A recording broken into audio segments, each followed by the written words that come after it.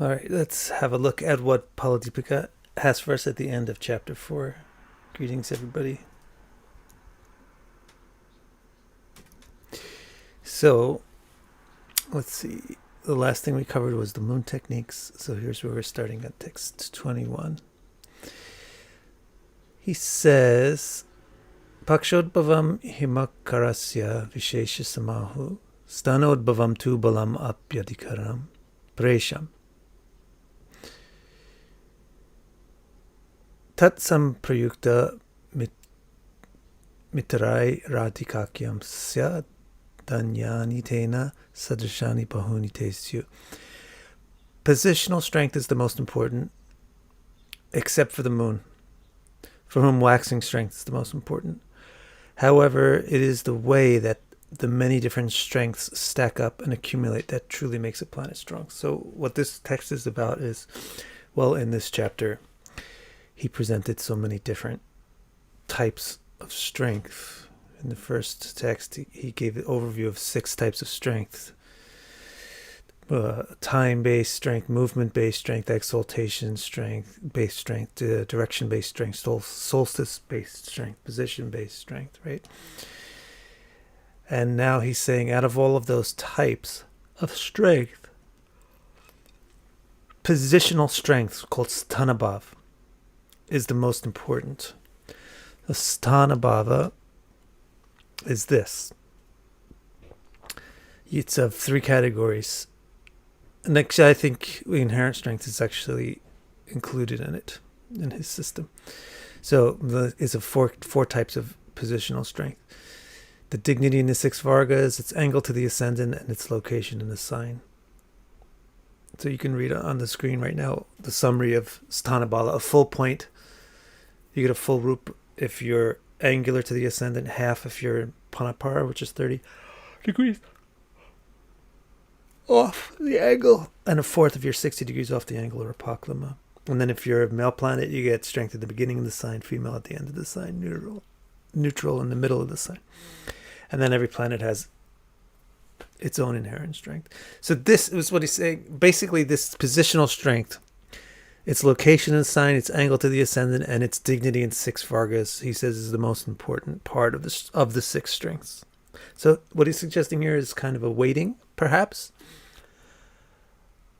Though not literal, because he doesn't literally come out and say it's a weighting system. But he's saying probably if you have to just only consider one of the strengths, consider this. It's not apparently Dikbala, is it? Dikbala is directional strength, so it's different than Sthanabala.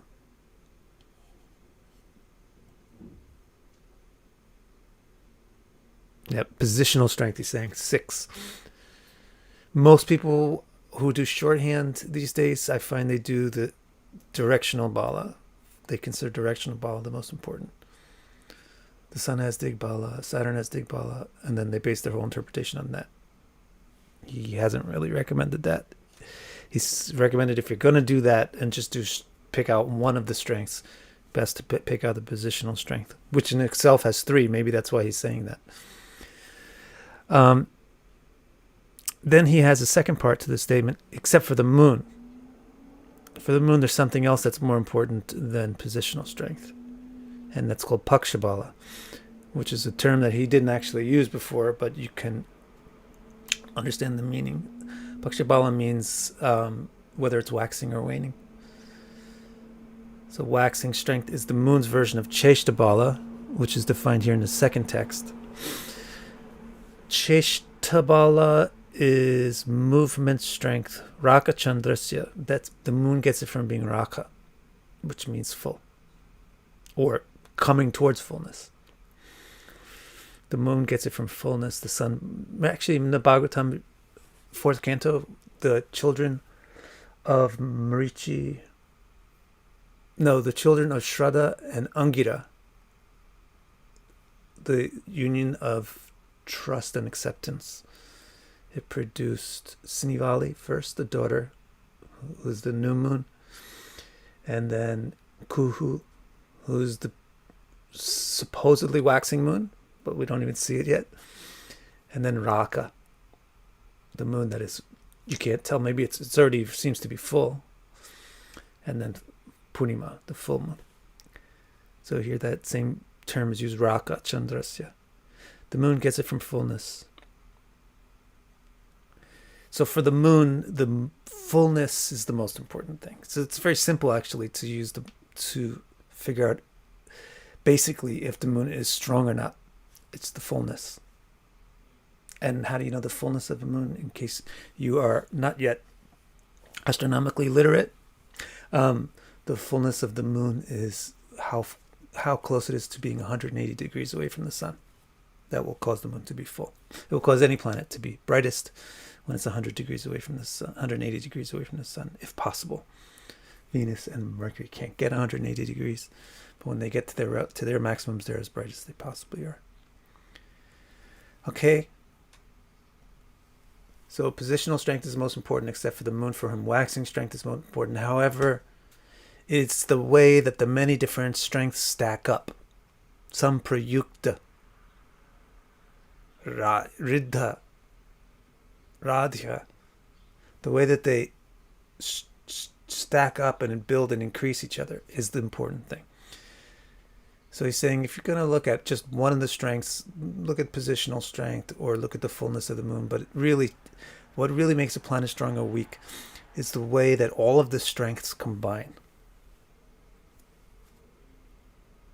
You understand? So what he's saying is, here's your definition, basically, first text of the 6 balas, the 6 categories of strength. Time, movement, exaltation, direction, solstice, position. It's all of them. It's the way that the planet accumulates strength in all of these categories that tallies up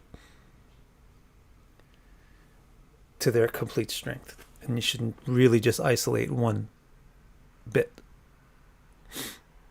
So you shouldn't really say, well, the moon is full, so it's got to be strong.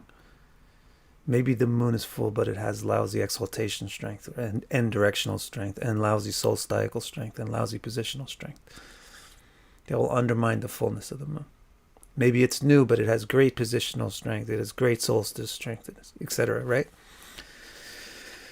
So really, you should tally up the contribution of all the different strengths. And if you go through his descriptions, he gives basically a way of doing it on a point-based system.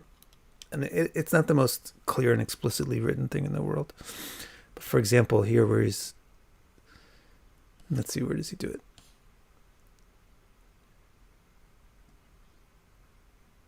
Here he starts talking about points, right? A full point for being angular.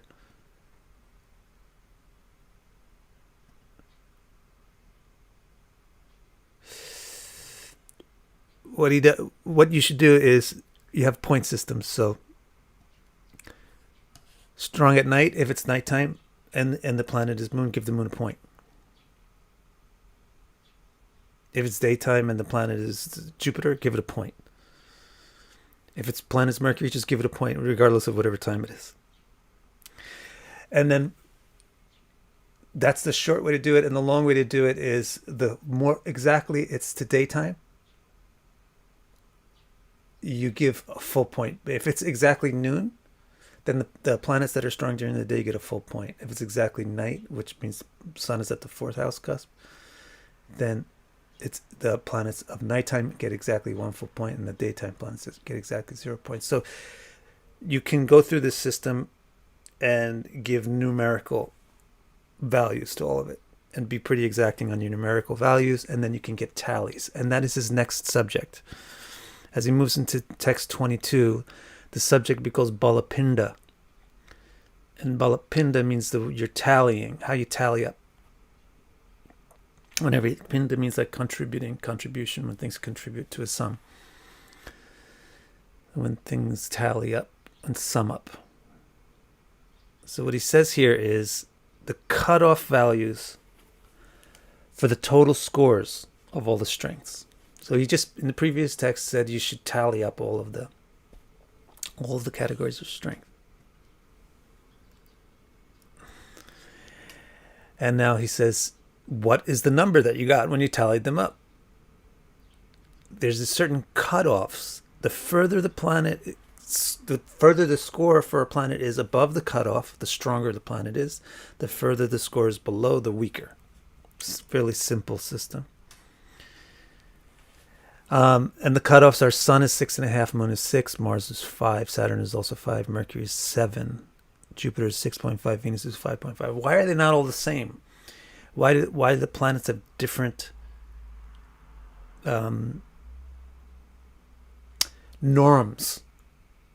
Normal strength. A normal strength for Mercury is 7, whereas a normal strength for Mars is 5. Why is that?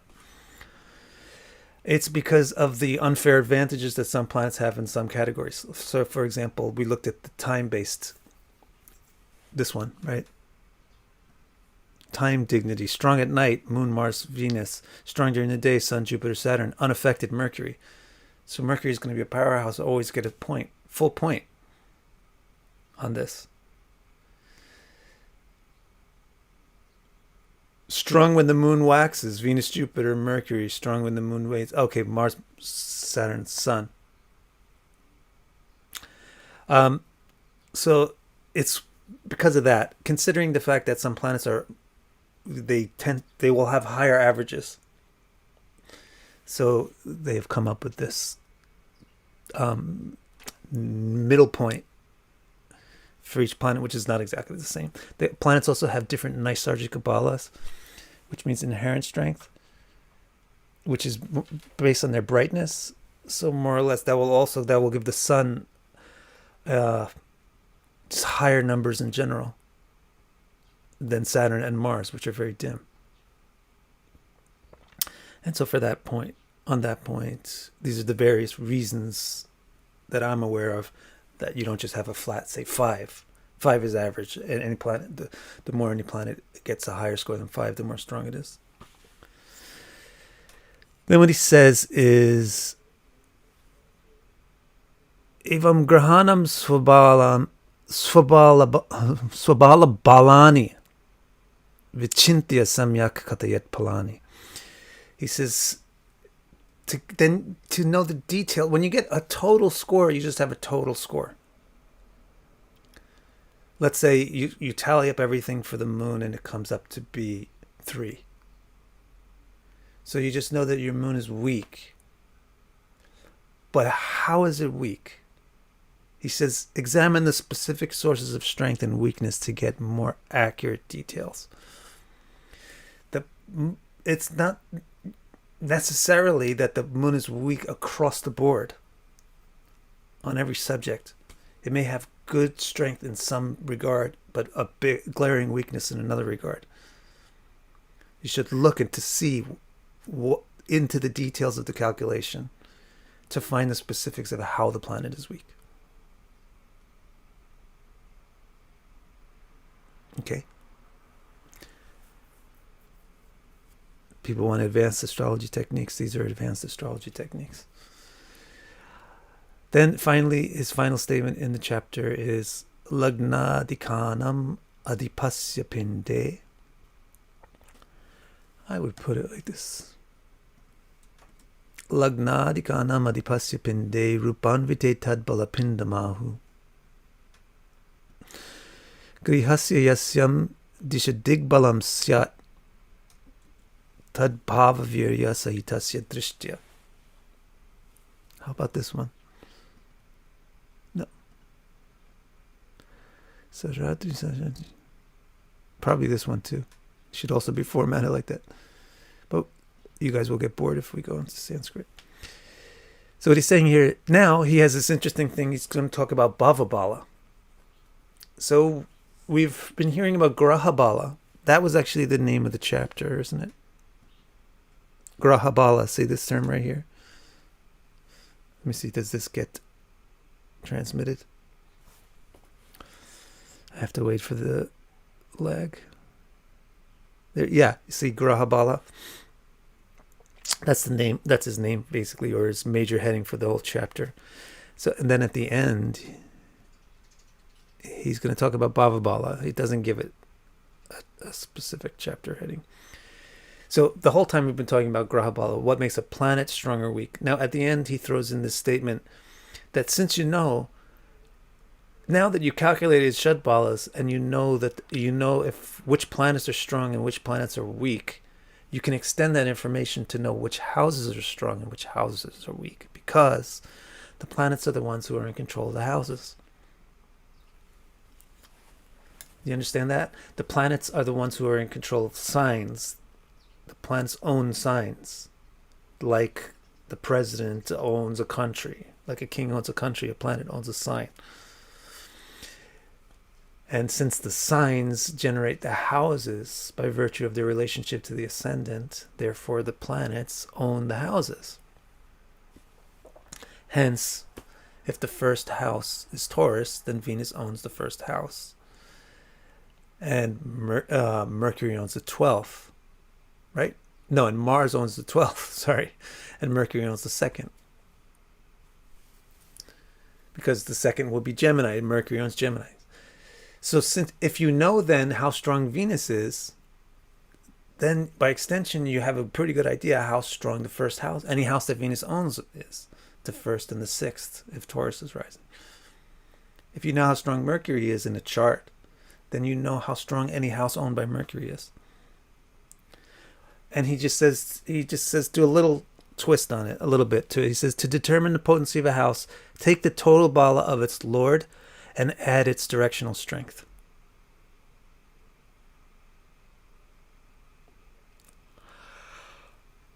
So, what you'll be doing is making the directional strength count twice.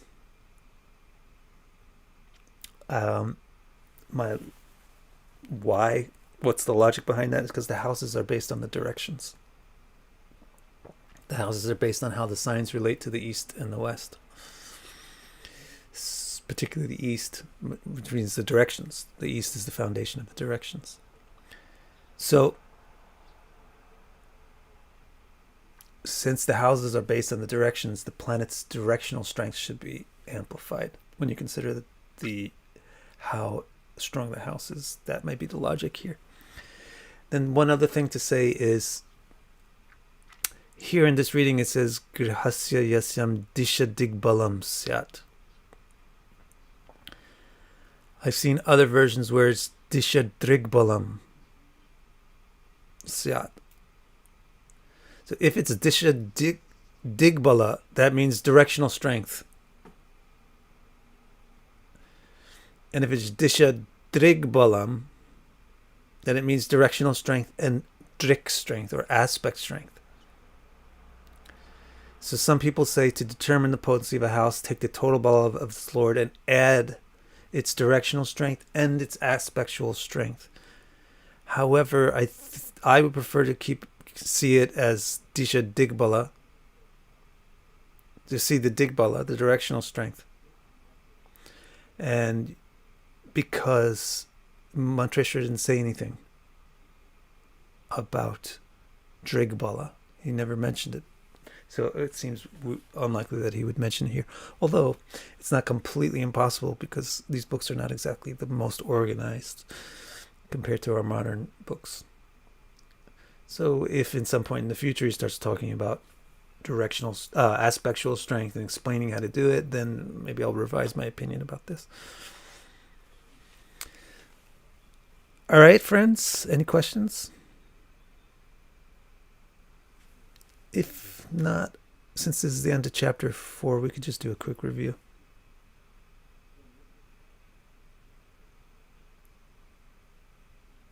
Suprabhat.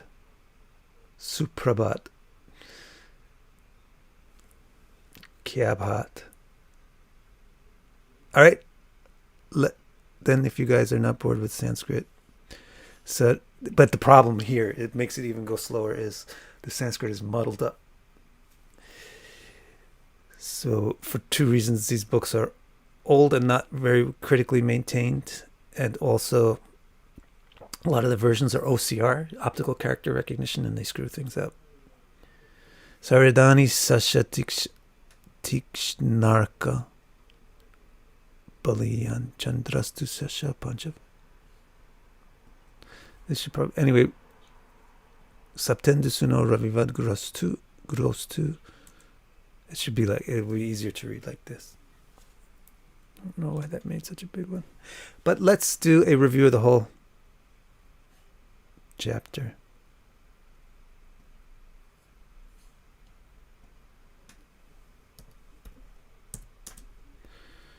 Review the whole chapter starting from the beginning. A planet is said to obtain strength in 6 ways: through time, movement, exaltation, direction, solstice, and position. So that is through Kala-Bala, time, Cheshta-Bala, movement, Ucha-Bala, exaltation, Dig-Bala, direction, Ayana-Bala, solstice, and Sthana-Bala, position. Now he describes time-Bala. Nishyaren, this could be separated also. Nishyarendushta pare divis sada gya shukla pakshe shubha. The planets that are strong during the day are Moon, Mars, and Venus. The planets that are strong at night, Krishna and Ye, are the rest of them. But except Gya, which is Sada. Mercury is always strong, whether it's day or night. So, simply speaking, so we already talked about that today. Strong when the moon waxes are Venus, Jupiter, and Mercury. Sukla Pakshe Shubha. And strong when the moon wanes is Mars, Saturn, and Sun. So we went over this before. We're just reviewing now. You could look at the recorded streams if you want to go into more detail about this. Planets also get power by owning the current year, month, day, and hour, each 1/4 more important than the one before. So he's already showing some numerical value for this. The planet that owns the day is the planet. The planet who owns the day is the planet who owns the day, and we have no idea how to determine this, except that we've been keeping track of Sunday, Monday, Tuesday, Wednesday, Thursday, Friday, Saturday for as long as anybody can remember, literally. And then based on that weekday system, if the month starts on that weekday, then that planet owns the month. And if the year starts on that weekday, then that planet owns the year. And then you break down the day into 24 components and you spread out the same pattern to see which planet owns the current hour. It's more important to own the hour than the day, more important to own the day than the month, more important to own the month than the year. So that's a review of that. Then the second text, he described the other types. So this one is movement strength or Cheshta-Bala. The moon gets it from fullness, the sun from moving northward, the rest from moving backwards. So movement strength comes basically by retrogression. And how you want to extend that into the speed that the planet has is up to your ingenuity. He doesn't say anything specific about it. All he says is if a planet's retrograde, it's strong. If it's not retrograde, it's not strong. If the sun is northward, which means the sun is northward, what does he actually say? Udgayate basvato vakraganam.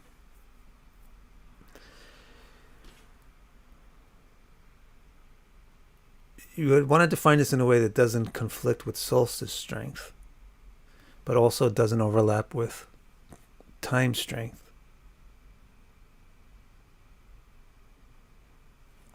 And that's kind of impossible to do. So you have to pick one or the other. If you want to say it's the more the sun moves towards noon, but it's probably in the year, the more the sun moves towards the northern solstice, to mirror what the moon is doing. So that's how you get the Bhava-Bala. And then included in Bhava, you have to figure out if a planet is moving into conflict with another planet. And that's called planetary war. If the two planets try to occupy the same degree, then they conflict. And in that case, the planet which is higher and brighter, how will you determine the brightness? The highness you determine by declination. The more north declination gives the planet strength to win a conflict. And the brightness you determine by how far it is from the sun versus its inherent brightness. Like Venus is inherently very bright. It never really gets dim. Where Saturn is inherently very dim, it never really gets that bright. So this is why most astrologers have a shorthand rule that Venus will never lose a war. So what you would do there, although it's not stated here, is the planet who wins the war will take however much more Bhava it has away from the other planet. It's not that much of a big deal, I think.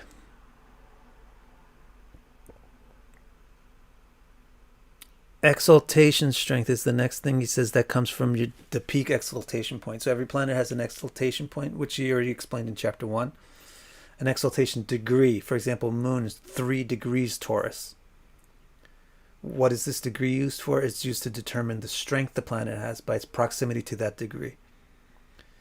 The more it's 180 degrees opposite away from that degree, the less exaltation strength it has. And the closer it is to that 180 degree, the closer it is to that degree, then the more exaltation strength it has. And this is another 1-point system. So you would give him a slice of their 1 point. If he's 90 degrees between the exaltation point and the debilitation point, then he gets half a point. Directional strength, Digvirya, that is Sun and Mars get it in the sky, Moon at the heart, Mercury and Jupiter at the focus, and Saturn elsewhere. So that the sky is the 10th cusp, Sun and Mars, the fire planets, get it when they're high. The closer they are to the 10th house cusp, the more they'll get a point. The closer they are to the 4th house cusp, the more they'll get 0 for this category. Moon is the opposite. The closer it is to the 4th house, the more it gets a point. The more it is close to the 10th house cusp, the more it gets 0. And then Mercury and Jupiter have that same relationship to the east, which is the lugna, the focal point, and Saturn is the opposite. It gets it to the west.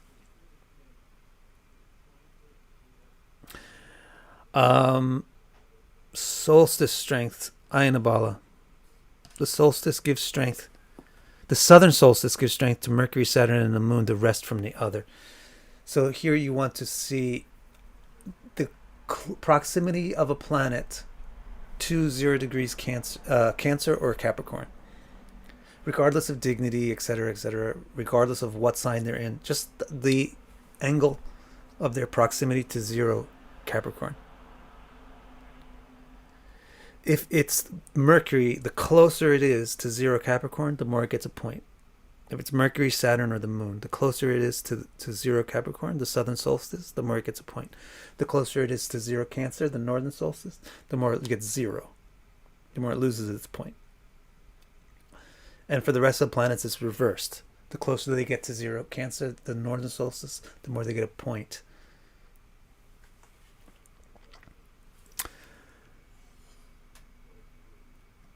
Now, Stanabala, the 6th category. And it's not clear what he's doing. He's also including Nijabala, inherent strength. It's not clear if he's including this as a bit of Stanabala or making it a 7th strength or just, I don't know. Position strength comes from 1, dignity and 6 Vargas. 6 Vargas means the 6 Vargas, and he defined what those were before. I think it was chapter 2. Oh no, it was chapter 3. He defined that. Dignity in the 6 Vargas, angle to the ascendant, and location in the sign. So as for the angle to the ascendant, a full point for being angular to the ascendant, half for being 30 degrees off Panapara, and a fourth for being 60% off Apaklama.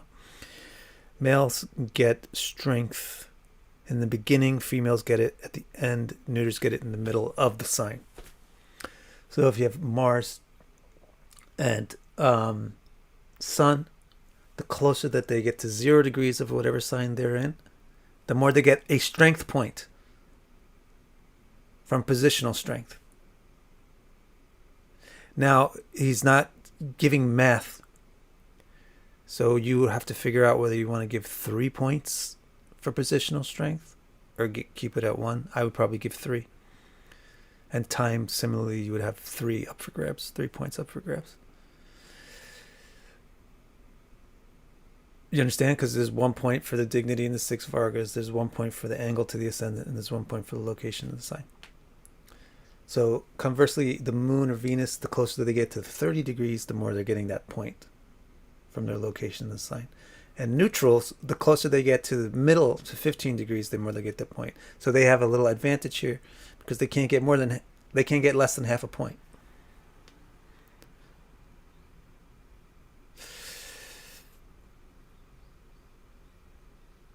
Neutrals are Saturn and Mercury. And then he says inherent strengths in increasing order, but doesn't specify the actual value. Saturn, Mars, Mercury, Jupiter, Venus, Moon, Sun, they have increasingly strong inherent strength. And that is simply their brightness, their inherent brightness. Now, he's finished the basic definition. In those 3 texts, he finishes basic definition of Shad-Bala. Now, in the 4th thing, he says retrogression and brightness are very important. Retrogression and brightness make a planet strong. Retrogression was part of the Cheshta-Bala, but now he's singling it out. He's saying retrogression and brightness make a planet strong, regardless of whether it is debilitated or in enemy signs.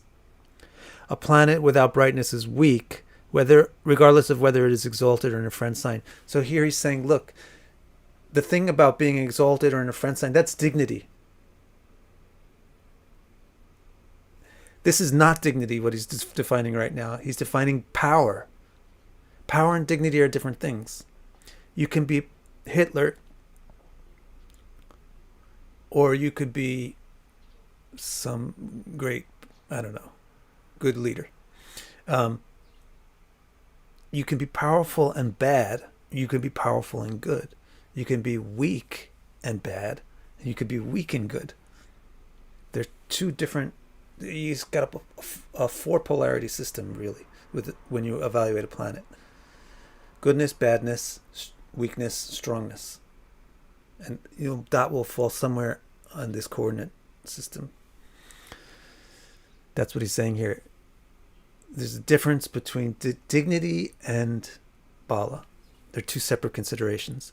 You can be strong and dignified or undignified. You can be weak and dignified or undignified. Now, this is what I believe is a shorthand version of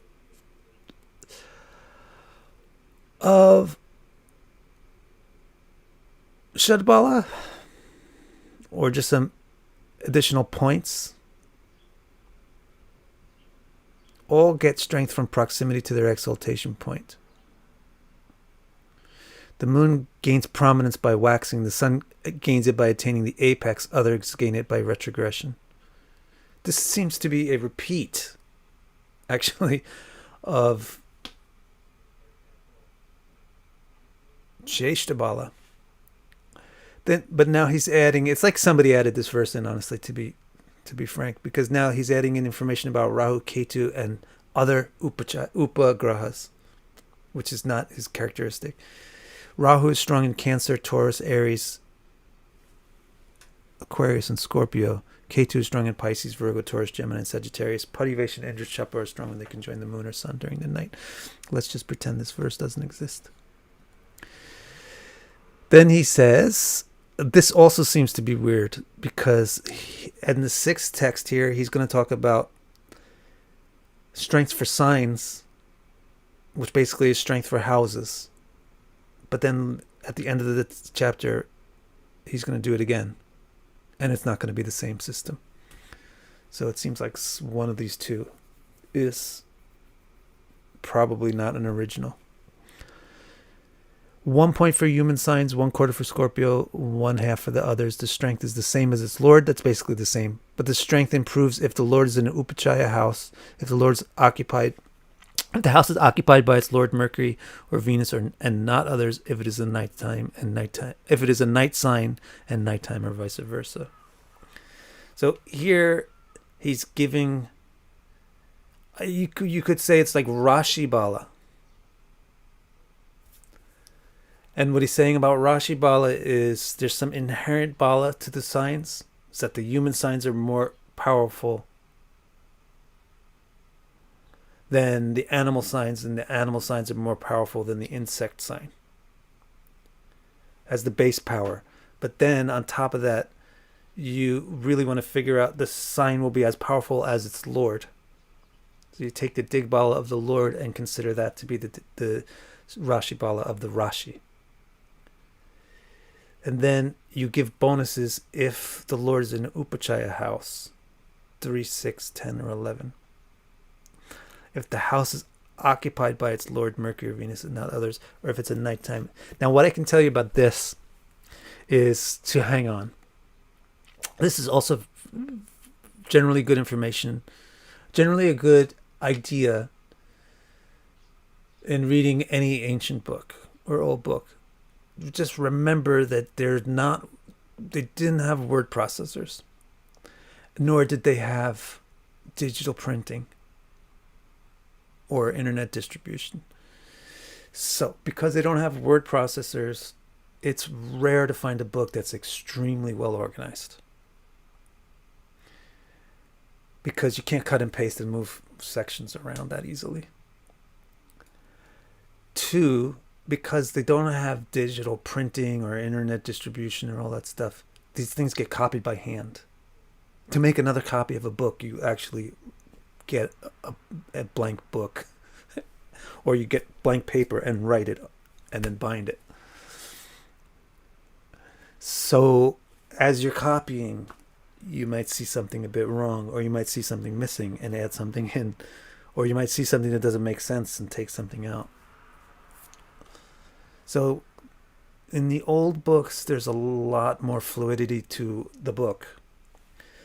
So my recommendation for studying old books is don't drill too far into the first sentence. Read the whole book first, so you get an overview of what's where. Then go back and take a whole chapter at a chunk, and then go, gradually drill more and more into the small sections. So for example, here, if you can wait until you get to chapter 13, I believe it is, or maybe it's 15, you will get a whole chapter dedicated to house analysis, the basis for which is the actual engine that I use in my Houses of Life report that I offer on my site. So this concept right here that he's presenting, the strength improves if the Lord is in an Upachaya house, if it's occupied by its Lord or benefic and not others, if it's a nighttime and a night sign, etc. Those things are going to be explained more clinically and carefully in their own chapter later on.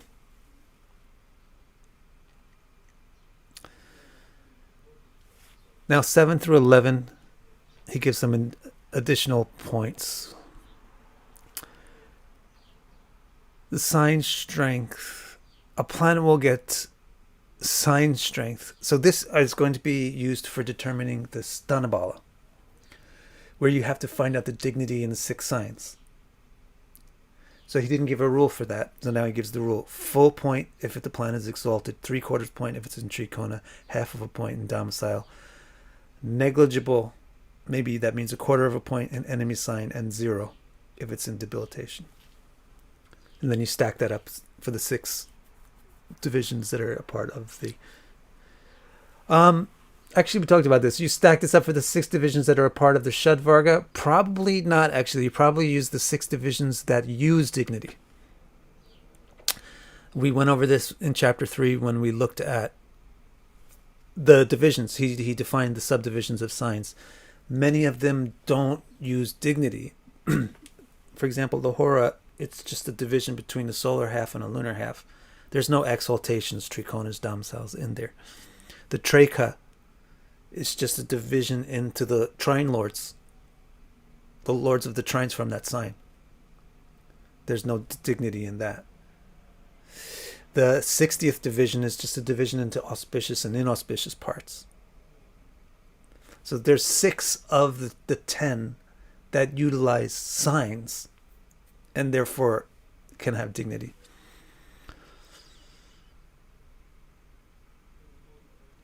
Next text, the 8th text, he says, house strength.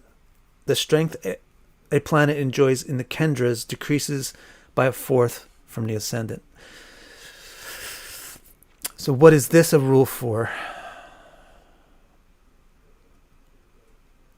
These additional points might be the sub-rules that you need to actually calculate the rules that he gave for the basis. So here we're saying the positional strength. The positional strength, the angle to the ascendant. A full point for being angular to the ascendant, but then you'll take... it won't be... The angles to the ascendant are 1, 4, 7, and 10, but they're not all equally strong. So he's defining that here, I do believe, in this 8th text. The strength the planet enjoys in the Kendras decreases by a fourth from the ascendant. So in other words, what he seems to be saying is, for Bhava-Bala, if you are in a Kendra, if you're in the central house or the angular houses to the ascendant, then if you're in the first house, you get a full point. If you're in the 10th house, 3/4 of a point. 7th house, half a point. 4th house, 1/4 of a point. Seems to be what he's saying. And then therefore, if you're Pakalama, if you're in the angle which is 30 degrees off the ascendant, then the maximum that you will get, I believe, let's go back and look. The maximum that you will get is half a point. But if you're in 2nd house, you'll get a half a point. If you're in 11th house, you'll get 3/4 of half. If you're in 8th, it's half of half. And if you're in 5th, it's 1/4 of half. And then finally, if you're that was the Panapara. If you're a Paklama, which is 60 degrees off the ascendant, then the maximum point that you can get is 1/4. But if that's what you would get if you're in the 3rd house. If you're in the 12th house, it's 3/4 of a 1/4. If you're in the 9th house, it's a half of a 1/4. And if you're in the 6th house, it's 1/4 of a 1/4. So that's the full deal there. So this is what I think this section 7 through 11 is giving rules for calculating the details that he gave earlier. This is actually Dolak.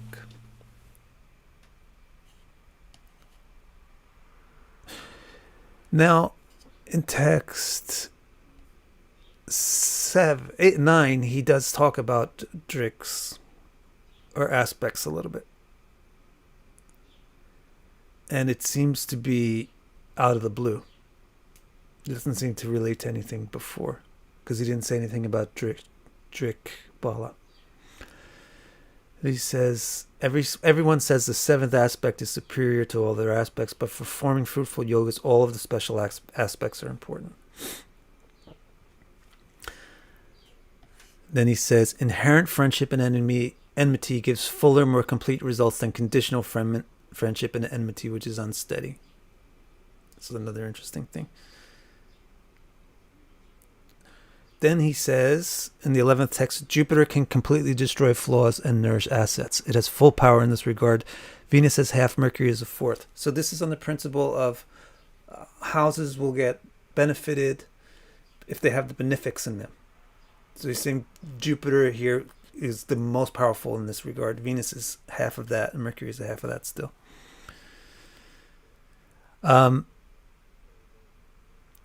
And then he says something super interesting, but the strength of the moon is the seed of the strength of all the planets.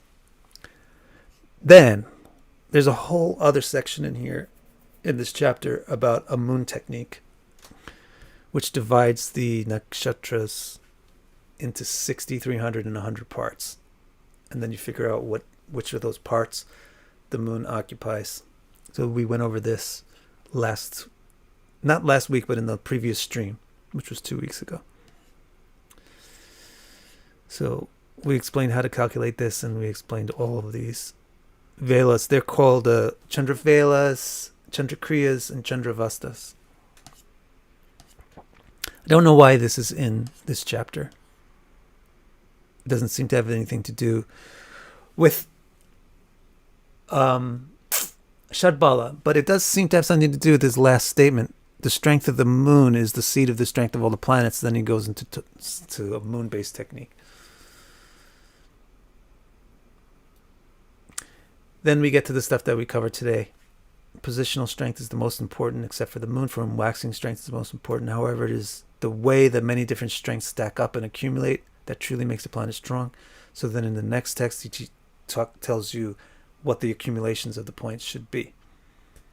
It's just, if you just consider one of the individual strengths, then the positional strength is the most important. Probably because it has the most types of strength in it. But really, you have to tally up all of the strengths, all the points that the planet gains from the strength. And then each planet has a different normal. So for the sun, to get 6.5 points is normal. To get more than 6.5 points, it gets stronger than normal. Or to get less than 6.5 points, it's weaker than normal. And that norm is 6 for the moon, 5 for Mars and Saturn, 5.5 for Venus, 6.5 for Jupiter, and 7 for Mercury. So then he says, you'll get an overall sense of if the planet is strong or weak by doing this tally, but you'll get details of what makes this planet strong or weak if you pay attention to the specific contributions from the specific sources.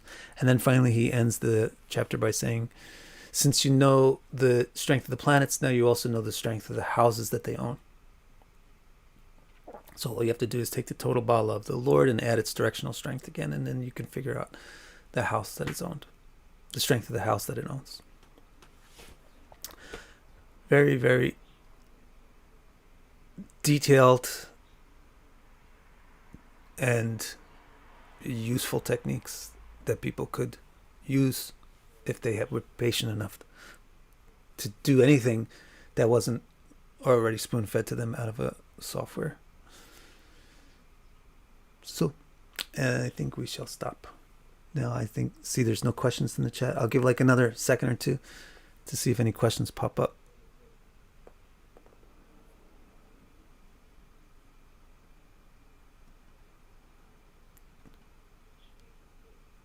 Yeah, it's chapter 15, which does the house analysis. I have some of the verses translated here. KT, do you ever think that if the Hindus made a mistake with the calculation of the zodiac, they could have done the same thing with the lunar zodiac, but a lot longer ago? Well, the mistake is just to bind the zodiac to the stars rather and remove their anchoring from the solstices, which is a recent mistake. It's not an ancient mistake. The ancient Hindus didn't make that mistake. Modern Indians make that mistake. So I don't see what is the mistake that would be made with the lunar zodiac to bind it to the solstices at some point in time. Yeah, they may have done that because the ancient books talk about this nakshatra is associated with the rainy season.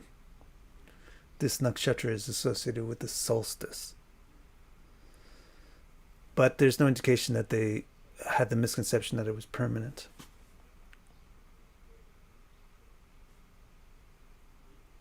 All right. To avoid the risk of going very off topic, maybe I'll close it down here. Any other questions?